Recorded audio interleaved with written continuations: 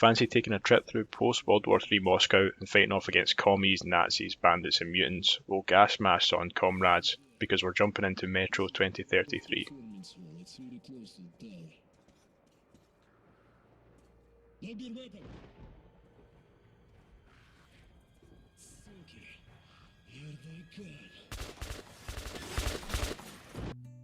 Based off the novel of the same name, Metro follows Artyom, a young survivor of World War III who has grown up living in the refuge of the underground metro tunnels.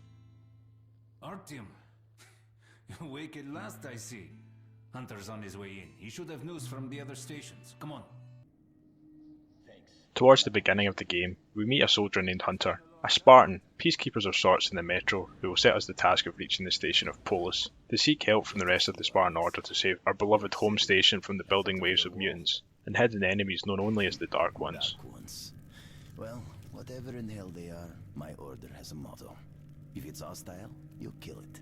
In what's to come, we'll be exploring the expansive network of the metro tunnels, various occupied stations along the way, as well as what remains of the surface. Tell him what's happened to me, and what's stirring in the northern tunnels. Show this to Miller, so he knows I've sent you. I trust everything to you, Artyom. Don't let me down. Throughout the game, there are multiple enemy types to face off against, both human and mutant. We'll be caught on both sides of a civil war between the commies and Fourth Reich Nazis, whilst also having to face off against the super evolved beasts of the irradiated world, including giant spiders, Nasalises, demons, and of course, the librarians. Not to fear though, as there are a range of weapons at our disposal which can be found scattered across the map. Undead bodies are stashed in lockers. These can also be purchased and upgraded at the local marketplace in some stations. It's got poor accuracy and overheats like hell. That's why they call it a bastard gun.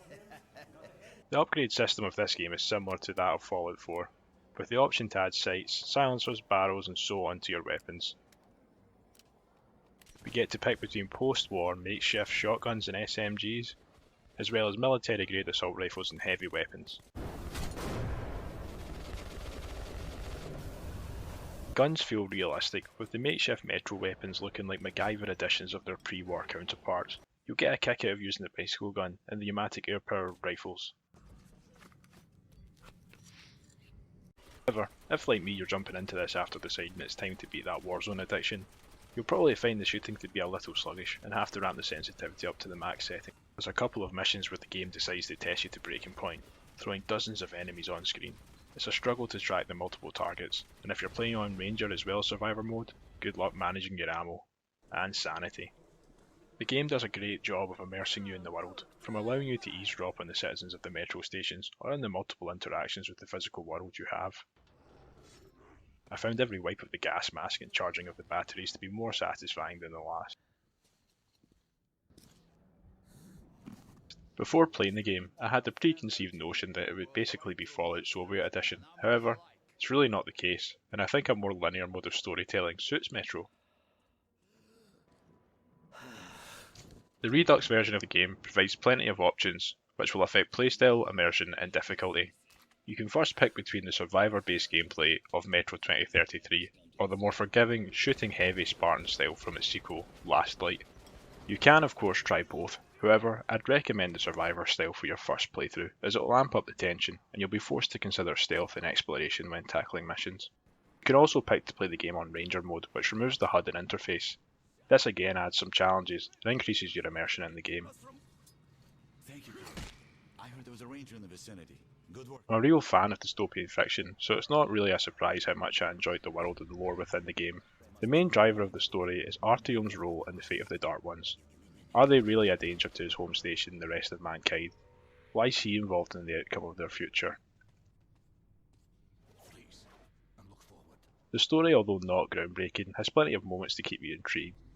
A battle raged here long ago. The defenders still man their stations. There's multiple companions who will join you along the way, sharing their memories of the past and their experiences whilst fighting for survival in the Metro. I had a blast playing this game, and I can't wait to jump into the sequels, both Last Light and Exodus. If you're a fan of FPS games, or even survival horror, I would definitely recommend giving this one a try. The Redux package with both 2033 and Last Light is currently available on the PlayStation Store for £6, or you can play all 3 games if you've got a subscription to PlayStation Now. Out